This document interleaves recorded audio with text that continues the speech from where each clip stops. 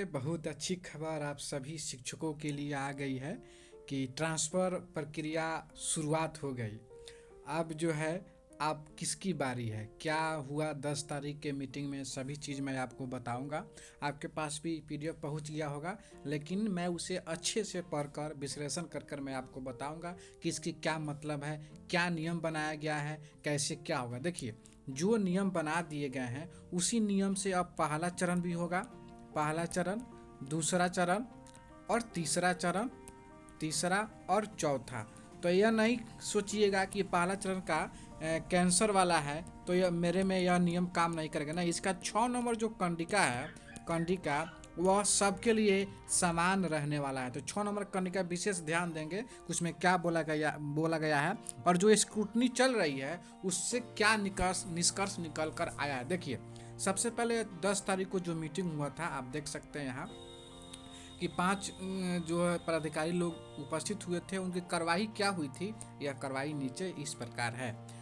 जैसे कि आपको पता है, निर्धारित अवधि में लगभग 1,90,000 शिक्षकों के अभ्यावेदन विशेष परिस्थिति में स्थानांतरण हेतु प्राप्त हुए थे। विशेष परिस्थिति में, देखिए विशेष परिस्थिति ऐसी परिस्थिति है यहाँ पर केस मुकदमा कुछ भी नहीं हो सकता है, तो इसलिए ट्रांसफर सबका होगा, विश्वास नहीं खोइए। देखिए, महिला हो, पुरुष हो, दिव्यांग हो, कुछ भी हो, जो आवेदन किए हैं, जिनका सही से फॉर्म फिल हुआ है, सभी डॉक्यूमेंट्स लगाए हैं, अभ्यावेदन लिखे हैं, उनका एकदम 100% गारंटी है कि ट्रांसफर होगा।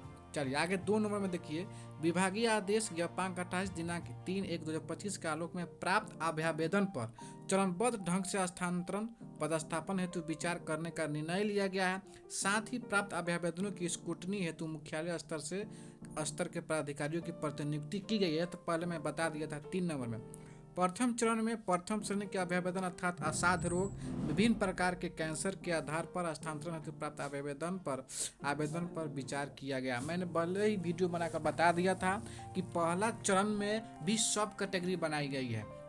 जैसे पहला चरण में 1, 2, 3, 4, 5 कैटेगरिया सब कैटेगरी बनाया गया है। तो पहला में कैंसर वाला का होगा, दूसरा में लीवर डैमेज वाले है, गंभीर बीमारी है, या असाध वाला। पहला में असाध लोग, जैसे कैंसर हो गया, जिनका बहुत असाध रोग है, इलाज नहीं हो सकता है। दूसरा में गंभीर बीमारी, cancer, liver disease, kidney disease, ये वाला है। और 3 नंबर में दिव्यांग जन लोगों का है, और 4 नंबर में जो है सो ऑटिज्म वाले लोग का है, और 5 नंबर में पति पत्नी है उनका है। ठीक है, तो लाइन बाई लाइन, तभी ये पहला वाला ही चल रहा है।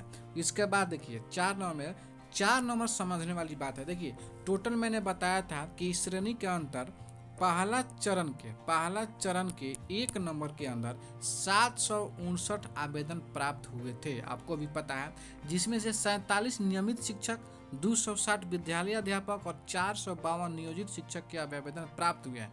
इन प्राप्त अभ्यावेदनों में से दोनों तरह के मामले यानी अंतर जिला और जिला के अंदर स्थानांतरण सम्मिलित है। दोनों तरह के मामले आए हैं, फॉर्म गिरे हैं। नियमित शिक्षकों में से प्राप्त 47 अभ्यावेदनों की स्क्रूटनी विभागीय आदेश संख्या 28 दिनांक 3/1/25 के आलोक में प्रतिनियुक्त पदाधिकारियों द्वारा की गई। पुनः समिति के समक्ष सभी अभ्यावेदनों की समीक्षा की गई। समीक्षा प्रांत उनमें से 35 अभ्यावेदन स्वीकृति जोग पाए गए। शेष 3 आवेदनों में कोई दस्तावेज संलग्न नहीं रहने के कारण इनका अभ्यावेदन पर तत्काल विचार नहीं किया गया। कहने का मतलब है कि आप सही से फॉर्म फिल किए हैं तो आपका ट्रांसफ़र होगा, लेकिन अगर गलत रूप से फॉर्म भरे हैं तो या तो आपका फॉर्म रिजेक्ट हो सकता है, या आपका फॉर्म किसी अन्य कैटेगरी में ट्रांसफ़र करके उस कैटेगरी के तहत आपकी ट्रांसफ़र होगी। ठीक है। 9 अभ्यावेदन किसी अन्य श्रेणी के होने के कारण संबंधित श्रेणी के तहत विचार हेतु रखने का निर्णय लिया गया है। देखिए, मैंने क्या बोला कि अगर अच्छा से फॉर्म फिल किए हैं तो आपका ट्रांसफ़र होगा। भले अगर थोड़ा बहुत दिक्कत है, यानी दूसरा कैटेगरी का तीसरा कैटेगरी में डाल दिए हैं, तो इधर का उधर किया जा सकता है। लेकिन अगर कोई डॉक्यूमेंट ही नहीं लगाए हैं, अभ्यावेदन ही नहीं लिखे हैं तो आपका क्या होगा, फॉर्म रिजेक्ट हो जाएगा।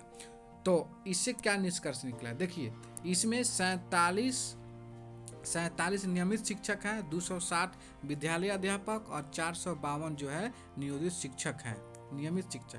तो इस 260 पर भी कोई अभी तक कोई निर्णय नहीं लिया गया है, 452 पर भी कोई निर्णय नहीं लिया गया है। सिर्फ 47 नियमित शिक्षक वही निर्णय लिया गया है, जिसमें से 47 में से 35 शिक्षक ऐसे हैं जिनका जो है 35 शिक्षक पर ही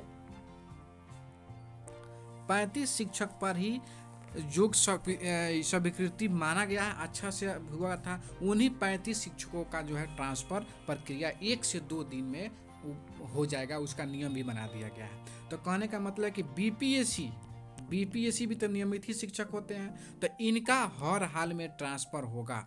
अभी जो नियोजित शिक्षक हैं उनका मैं कुछ नहीं बोल सकता हूं, लेकिन बीपीएससी से जो शिक्षक बहाल हुए हैं उनका हर हाल में जो है सो ट्रांसफ़र होगा और होकर ही रहेगा। चलिए नियम जान लेते हैं, नियम क्या बना है। देखिए 6 नंबर को ध्यान से विशेष रूप से पढ़ने की आवश्यकता है, क्योंकि सभी का इसी नियम से ट्रांसफ़र होगा, जिले के अंदर भी जिले के बाहर भी। देखिए स्वीकृति योग पाए गए 35 अभ्यावेदनों में संबंधित शिक्षकों द्वारा दिए गए प्रथम विकल्प जिला, प्रखंड और पंचायत के आलोक में संलग्न विवरण के अनुसार स्थानांतरण पदस्थापन निम्नलिखित शर्तों के अधीन करने का निर्णय सर्वसम्मति से लिया गया है। प्रथम विकल्प, देखिए यहाँ प्रथम विकल्प पर ध्यान दीजिएगा।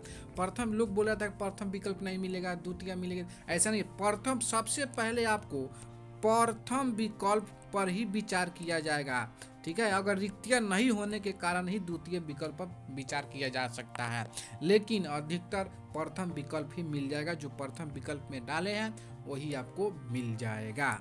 उसके बाद देखिए 6 के 1 नंबर में क्या बोला गया है कि अंतर जिला स्थानांतरण के मामले में संबंधित शिक्षक के स्थानांतरण जिले के जिला शिक्षा पदाधिकारी द्वारा पदस्थापन आदेश निर्गत किया जाएगा। ऐसे शिक्षक उनके वर्तमान पदस्थापन जिला के जिला शिक्षा पदाधिकारी द्वारा विरमण आदेश प्राप्त कर 9 पदस्थापित विद्यालय में अपना योगदान समर्पित करेंगे। उसके बाद 2 नंबर में देखिए संबंधित जिला द्वारा स्थानांतरित शिक्षक और शिक्षिका का पदस्थापन आदेश 1 कार्य दिवस के अंदर, यानी जो जिले के अंदर ही पदस्थापना करा उनको 1 दिन में ही उनको जो है सो विरमण पत्र दे देना है और जाके नए स्कूल में योगदान भी कर लेना है। संबंधित शिक्षक या शिक्षिका स्थानांतरित जिला में 7 कार्य दिवस के अंदर विरमण के पश्चात अपना योगदान देना सूचित करेंगे। यानी क्या कहने का मतलब है कि संबंधित जिले अगर अपने जिले में है तो 1 कार्य दिवस में, और अंतर जिला है तो 7 कार्य दिवस में, ठीक है, 7 कार्य दिवस में। अब आइए 3 नंबर को पढ़ते हैं। 3 नंबर में बोला गया कि विरमित करने के पूर्व सुनिश्चित हो ले कि कोई भी शिक्षक पर कोई बकाया किसी तरह के अनुशासनिक कार्रवाई चल रही है तो उसे जो है संसूचित करेंगे, यानी जिला शिक्षा पदाधिकारी उसे देखेंगे कि क्या करना है क्या नहीं करेगा, उसका जो नियम है उसके अधीन ही करना है। 4 नंबर में अंतर जिला स्थानांतरण की स्थिति में इनका वरीयता का निर्धारण नए जिले में योगदान की तिथि से किया जाएगा। देखिए यहाँ पर थोड़ा सा मामला फंस गया, क्योंकि जो TRE 1 में बहाल हुए होंगे वो अगर नए जिले ट्रांसफ़र करा रहे हैं तो TR3 से भी जूनियर हो गए, यानी TRE3 के बाद जूनियर कहांगे, उनके लिए TRE 1, TRE 2, TRE 3 सीनियर हो गए, और ये TRE 1 की ही बहाल है, क्यों नहीं जिला ट्रांसफ़र करा रहे हैं तो यह उनसे जूनियर माने जाएंगे। वरीयता नए जिले से योगदान की तिथि से किया जाएगा। देख लिए आप जिला ट्रांसफ़र हो रहा है तो वरीयता कम हो जा रही है। उसके बाद 5 नंबर पढ़ते हैं। जिले के अंदर स्थानांतरण होने वाले शिक्षक शिक्षा के लिए स्थानांतरण आदेश संबंधित जिला शिक्षा पदाधिकारी द्वारा 1 कार्य दिवस में अंदर निर्गत किया जाएगा। साथ ही आरोप एवं बकाया आदि के बिंदु पर उपयुक्त करने का 6(3) के अनुरूप कार्रवाई सुनिश्चित किया जाएगा, ठीक है, उसी तरह बोला गया है। उसके बाद 7 नंबर में देखिए 7 नंबर कॉलम में क्या बोला गया है, संबंधित जिला जहां शिक्षक का पदस्थापन हुआ है कि जिला शिक्षा पदाधिकारी स्थानांतरण पदस्थापन आदेश अपने लॉगिन ID से इस शिक्षा कोष से डाउनलोड कर हस्ताक्षर उपरांत स्थानांतरण पदस्थापन आदेश को इस शिक्षा कोष पोर्टल पर पुनः अपलोड करेंगे। संबंधित जिला जहां शिक्षक का पदस्थापन हुआ है कि जिला शिक्षा पदाधिकारी स्थानांतरण पदस्थापन आदेश अपने लॉगिन ID से इस शिक्षा कोष पोर्टल से डाउनलोड कर हस्ताक्षर उपरांत स्थानांतरण पदस्थापन आदेश को इस शिक्षा कोष पोर्टल पर पुनः अपलोड करेंगे, जो संबंधित पदाधिकारी प्रधानाध्यापक के स्थानांतरण शिक्षक को सुलभ हो सके। यानी आपको कुछ नहीं करना है, जो भी होगा वो सब इस शिक्षा कोष पर हो जाएगा। आपको कहीं जिला में आना भी नहीं है, जाना भी नहीं है, कुछ नहीं करना है, वो सब लोग DO साहब कर देंगे। आपको चुपचाप सिर्फ देखते रहना है कि कब क्या घटना घट रही है, क्या कैसे हो रहा है। बस आपको कहीं भी चक्कर लगाने की कोई आवश्यकता नहीं है। आपके ई शिक्षा कोर्स पर पटना से ही आपके पदस्थापन, विरमण सब कुछ जो है सो जिला के आईडी पर चला जाएगा। वह उसको प्रिंट करेंगे, अपना दस्तखत करेंगे, फिर अपलोड करेंगे, वो आपके आईडी पर आ जाएगा। आप उसे आईडी को निकाल कर आपको जहाँ जिस विद्यालय में अलॉट हुआ वहाँ जाकर योगदान कर लेना है। चूँकि यह स्थानांतरण शिक्षक शिक्षिकाओं के अनुरोध पर किया जा रहा है, इसलिए उन्हें कोई यात्रा भत्ता दे नहीं होगा, कोई यात्रा भत्ता नहीं मिलेगा। लेकिन हो सकता है कि एक दिन या 2 दिन या 3 दिन का जो है सो छुट्टी मिलेगा आपको, यह सब करने के लिए। अंतर जिला के लिए 3 दिन और अपने ज़िले में 1 दिन का छुट्टी आपको मिलेगा। चलिए, उनका लिस्ट भी यहाँ पर दिया गया है। लिस्ट में क्या है कि यहाँ पर उनका नाम है, यहाँ पर उनका टीचर कोड है, यहाँ पर सब्जेक्ट है, और यहाँ पर देखिएगा ध्यान से, तो स्क्रूटनी फाइंडिंग यहाँ पर ओके दर्शा गया, यहाँ पर देख सकते हैं।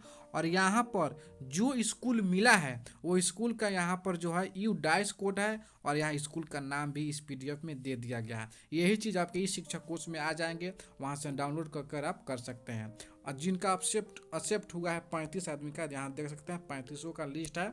उसके बाद यहाँ पर 9 आदमी को जो है सो रिजेक्ट कर दिया गया है। ठीक है, रिजेक्ट करने का मतलब किसी और चरण में इनको रखा गया है, क्योंकि यह थोड़ा सा इनको दिक्कत हो गया था, डलना चाहिए था कौन से कैटेगरी में डाल दिए थे, कौन से कैटेगरी में। लेकिन पूरी तरह से 3 ऐसे शिक्षक हैं जिनको पूरी तरह से रिजेक्ट कर दिया गया। यहाँ पर लिखा भी है नॉट कंसाइडर टेम्प्रोरी, यानी अभी फ़िलहाल इनकी कोई पदस्थापना नहीं की जाएगी। जिनका नाम है राघवेंद्र, सुचिता कुमारी, अमरदुल्लाह, 3 आदमी का जो है सो गलत फॉर्म भरने के कारण इनको अभी कोई टेम्प्रोरी रिजेक्ट कर दिया गया है फॉर्म। बाद में हो सकता है पुनः विचार हो, लेकिन अभी फिलहाल इसको बंद कर दिया गया है। तो इस तरह का भी बहुत जल्द दिव्यांग लोगों का भी पदस्थापन होने वाला है, स्थानांतरण होने वाला है। तो घबराइए नहीं, धैर्य रखिए, जो न्यूज़ आता है मैं आपको बताऊंगा। तो आज के लिए इतना ही रखते हैं। जय हिंद, जय भारत, जय दिव्यांग।